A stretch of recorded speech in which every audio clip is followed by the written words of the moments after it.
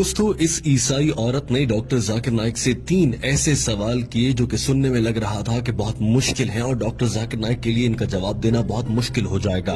इस औरत ने ये भी कहा था कि अगर डॉक्टर जाकिर नाइक मेरे सवालों का सही जवाब दे देंगे तो मैं यहीं खड़ी खड़ी इस्लाम कबूल कर लूंगी। इस औरत का पहला सवाल ये था कि मुसलमान जब हज पर जाते हैं तो आबे जमजम और खजूर लाते हैं, इसी तरह से हिंदू अपने मंदिर की प्रसाद लाते हैं और प्रसाद सबको खिलाते हैं, तो इन दोनों में तो कोई फर्क नहीं हुआ। इस औरत ने कहा कि मुझे इन दोनों में कोई फर्क नजर नहीं आता।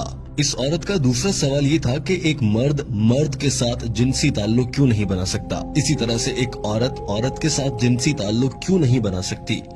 इस्लाम में हम जिन्स परस्ती से मना क्यों किया गया है। ये औरत जानना चाह रही थी कि शादी के बाद ही ऐसा करने की इजाजत क्यों है, अपनी जिनसी लज्जत हासिल करने के लिए शादी की जरूरत क्यों होती है। और हम जिन्स परस्ती जिसमें मर्द को औरत के साथ करने वाली लज्जत ही महसूस होती है या औरत को मर्द के साथ वाले ताल्लुक की लज्जत ही महसूस होती है, उससे मना क्यों किया गया है। इस ईसाई औरत का तीसरा सवाल ये था कि जन्नत में हजरत आदम अलैहिस्सलाम के कहने पर अम्मा हवा ने कुछ खाने का फल खा लिया था, जिसकी वजह से आज तक उन्हें भुगतना पड़ रहा है और औरतों को बच्चे पैदा करने की जिम्मेदारी दे दी गई है कि औरतों को ही इसी दर्द से क्यों गुजरना पड़ता है। इस औरत ने कहा कि मेरा सवाल ये है कि क्या ये सच है कि औरतों को बच्चा जनने की तकलीफ इसीलिए दी गई है क्योंकि अम्मा हवा ने हजरत आदम के कहने पर गलती से वो फल खा लिया था, इसीलिए सारी दुनिया की औरतों को सजा के तौर पर अब बच्चा पैदा करने की तकलीफ से गुजरना पड़ता है। डॉक्टर जाकिर नाइक ने जवाब देने से पहले कहा कि हमारी इस बहन ने अच्छा सवाल किया है और उनके सवालात को दोहराया। उन्होंने पहले सवाल को लेते हुए कहा कि प्रसाद खाने में और खाना काबा से या हज और उम्रा से खजूरें खाने में क्या फर्क है, इस पर सबसे पहले बात कर लेते हैं। उन्होंने कहा कि हिंदू किताबों के मुताबिक प्रसाद अल्लाह को खिलाने के तौर पर दिया जाता है, लिहाजा हिंदू जब प्रसाद बांटते हैं या किसी को देते हैं तो इसका मतलब ये है कि वो अपनी तरफ से ये सोच रहे होते हैं कि वो अपने भगवान को या अपने खुदा तक खाना पहुंचा रहे हैं, जबकि हकीकी खुदा को जिसे आज तक हिंदू पहचान नहीं पाए उसे खाने की जरूरत नहीं होती। अल्लाह ताला कुरान पाक की सूरा इनाम में फरमाता है, अल्लाह सबको खिलाता है मगर अल्लाह को किसी के दिए गए खाने की जरूरत नहीं है। किस इंसान की ये जरूरत है कि वो अल्लाह ताला को खाना खिलाने का सोच सके या ऐसी बात कर सके।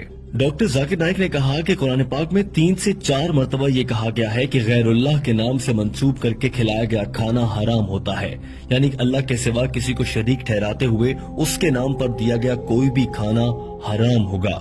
लिहाजा चूंकि प्रसाद गैरुल्लाह से मंसूब होती है तो वो खाना हराम है। अब बात कर लेते हैं खजूर की, जो कि मुसलमान खाना कावा से या उम्रे से वापसी पर लाते हैं। हम मुसलमान खजूर खाते हुए या आबे जमजम पीते हुए ये हरगिज नहीं कहते कि हम अल्लाह को खिला रहे हैं। और सऊदी अरब का सबसे मशहूर फल खजूर है, वहाँ की खजूरें बहुत मशहूर हैं। यही वजह है कि कोई भी मुसलमान वहाँ से खजूरें लाता है और ये कभी नहीं कहता कि मैं अल्लाह को खाना खिला रहा हूँ, नौजुबिल्लाह।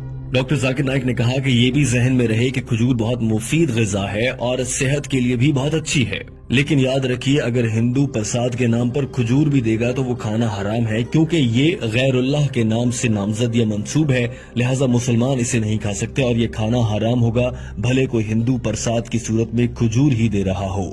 दूसरे सवाल की जाने बढ़ने से पहले डॉक्टर जाकिर नाइक ने कह दिया कि ये है हिंदू और मुसलमान में फर्क कि मुसलमान ऐसा नहीं समझते कि उनके बनाने वाले रब्बे ताला को, अल्लाह को किसी के खाने की जरूरत है, जबकि हिंदू ऐसा समझते हैं कि उनके भगवान को खाना खिलाने की जरूरत है। डॉक्टर जाकिर नाइक ने कहा कि हमारी इस बहन का दूसरा सवाल ये था कि हम जिन्स परस्ती क्यों गलत है, मर्द के साथ और औरत के साथ सेक्स या जिनसी ताल्लुकात क्यों नहीं रख सकते, जबकि मकसद तो लुत्फ लेना ही होता है और इसके लिए शादी करने की क्यों जरूरत है, शादी के बगैर ये सब क्यों नहीं किया जा सकता। डॉक्टर जाकिर नाइक ने इसका जवाब देने के लिए कुरान पाक की आयत का हवाला दिया और कहा, अल्लाह ताला कुरान पाक की सूरह असरा आयत नंबर 32 में फरमाता है कि ज़िना के करीब मत जाओ क्योंकि ये बेहयाई और बुरा रास्ता है। और कुरान पाक में एक और जगह इरशाद फरमाया गया है कि और तुम मर्दों के साथ जिनसी ताल्लुक रखते हो, यानी तुम हद से गुजरते हो, बिलाशुबा ये बेहयाई है, यानी तुम इस्लाम में लगाई गई हम जिन्स परस्ती पर पाबंदी को तोड़ने वाले हो, जो कि हराम है।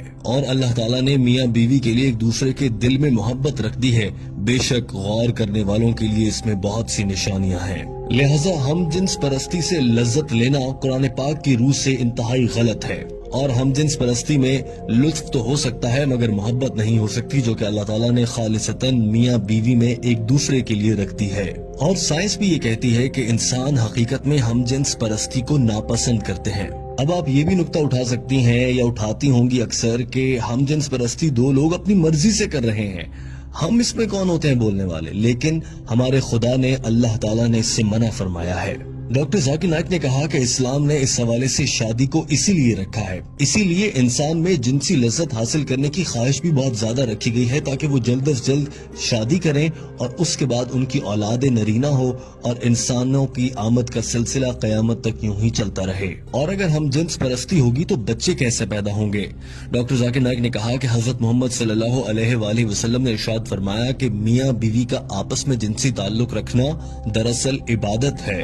اور آج سائنس ہمیں یہ کہہ رہی ہے کہ ایک جانب وہ لوگ جو شادی کرتے ہیں مختلف جنس کے لوگوں سے اور دوسری جانب وہ لوگ جو ہم جنس پرستی کرتے ہیں ان کے درمیان موازنہ کریں تو شادی کرنے والے لوگ زیادہ خوشگوار اور اچھی زندگی گزارتے ہیں۔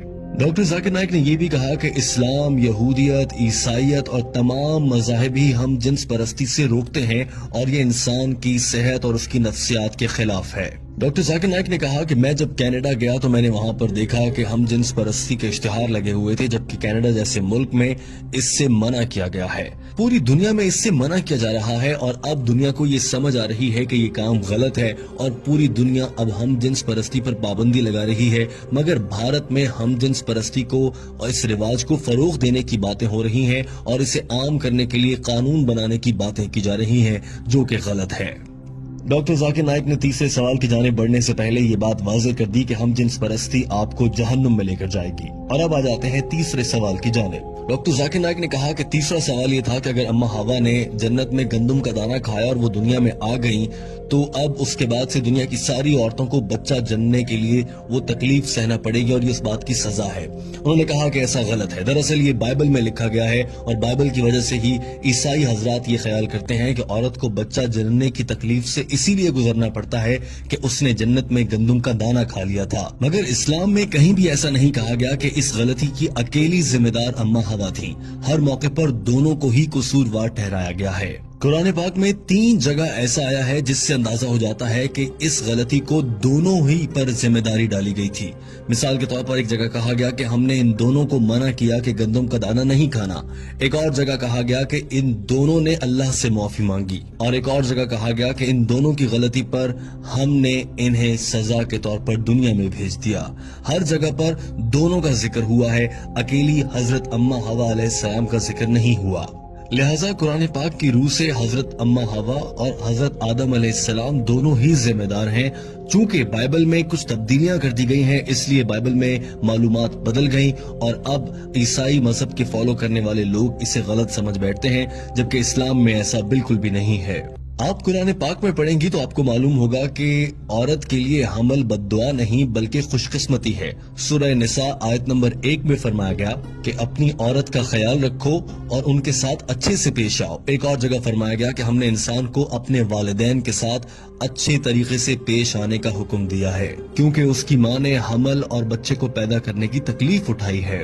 اسی طرح سے ایک حدیث ہے کہ ایک صحابی نے آپ صلی اللہ علیہ وآلہ وسلم سے دریافت کیا کہ یا رسول اللہ، میں اپنے والدین میں سے ماں کے ساتھ اچھا سلوک کروں یا باپ کے ساتھ؟ آپ صلی اللہ علیہ وآلہ وسلم نے فرمایا اپنی ماں کے ساتھ۔ اس شخص نے پھر یہی سوال دہرایا اور دوسری مرتبہ میں بھی آپ صلی اللہ علیہ وآلہ وسلم نے فرمایا کہ اپنی ماں سے۔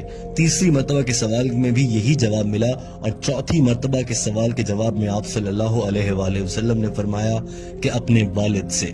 لہٰذا 3 بار ماں کے احترام کا کہا گیا ہے۔ Gold medal, silver medal, jubilee medal سبھی ماں کو ملے ہیں، اس کے بعد والد کی بات ہے۔ اس کا مطلب یہ ہرگز نہیں ہے کہ والد کا احترام نہ کیا جائے، مگر ماں کا بہت احترام ہے۔ اور ڈاکٹر ذاکر نائک نے یہ بھی کہا کہ اللہ تعالیٰ نے اسی لیے یہ ذمہ عورت کو دیا ہے۔ بتائیں آپ، کیا کوئی مرد بچے کو جنم دے سکتا ہے؟ ہرگز نہیں۔